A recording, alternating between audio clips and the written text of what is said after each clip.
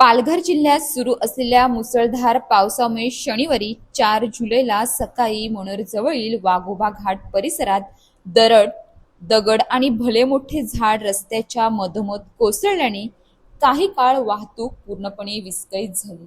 झाड रस्त्याच्या मधोमध पडल्याने रस्त्याच्या दोन्ही बाजूंना वाहनांच्या लांबच लांब रांगा लागल्या आणि मोठी वाहतूक कोंडी निर्माण झाली। घटनेची माहिती मिळताच संबंधित शासकीय विभाग तात्काळ घटनास्थळी दाखल झाले।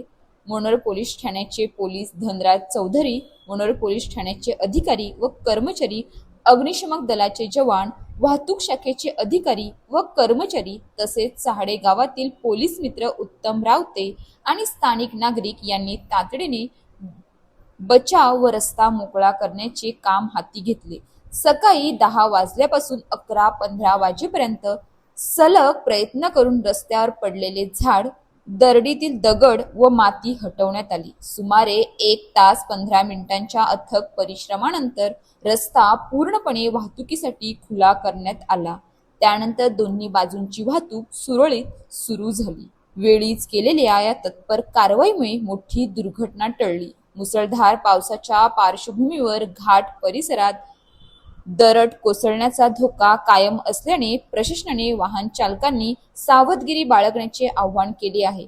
घाटातून प्रवास करताना वेगावर नियंत्रण ठेवावे, सुरक्षित अंतर राखावे आणि हवामानाचा अंदाज लक्षात घेऊनच प्रवास करावा, असंही प्रशासनाने सांगितले आहे। अशाच ताज्या बातम्यांसाठी आमच्या न्यूज पोलीस रिपोर्टर चॅनलला लगेच सबस्क्राईब करा आणि बेल आयकॉन दाबायला विसरू नका।